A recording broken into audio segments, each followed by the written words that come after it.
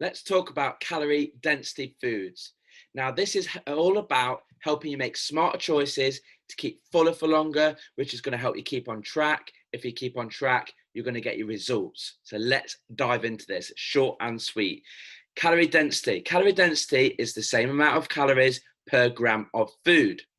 Some foods contain a lot of calories for very little food. Example, Reese's peanut butter cups. They are beautiful. I could have smashed down a whole packet, but I also know 10 minutes later, I'll be peckish again. So there's over 5 calories per gram. 100 grams of it is 515 calories.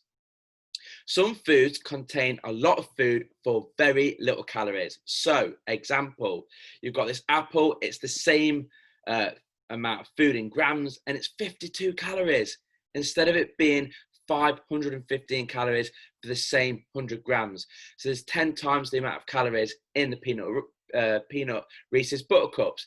But interestingly, because we chose apple for this example, fruit and veggies are really high in fiber. When it's high in food that we eat that's high in fiber, it stays in our stomach for longer, which sends messages to our brain that we're fuller for longer, and therefore we're not going to move on to our next meal too quick.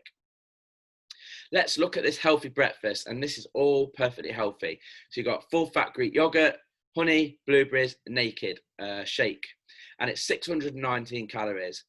This time, we're going to go for a fat-free Greek yogurt, blueberries, and some protein powder.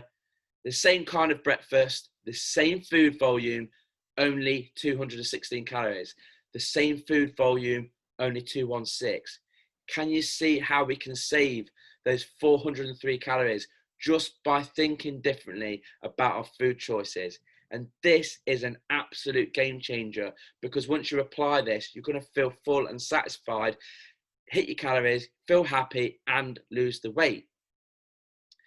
And as you can see in that breakfast example, you consume the same amount of food, taking up less calories out of your calorie budget. And that is the game you're playing. Now, look at this other example I quite like. And this hit home with me when I saw it, is it's 500 calories in your stomach. You've got oil, cheese, butters, whatever. But as you go to the right, you can see fruit, veggies, and meat. And I always talk about protein being the most filling food group you can eat, but fruits and veggies high in fiber also need to be on your list. So if you're starving, if I'm starving, I load up my plate or bowl with veggies, because I know it's going to fill me up for a long time and it's going to get you going. So with oil though, it could be rapeseed oil, extra virgin oil, olive oil, all healthy stuff. There's nothing wrong with it. We're not saying it's unhealthy. We're just trying to show you, for that same amount of calories, that food volume isn't there and it's not going to keep you full for very long.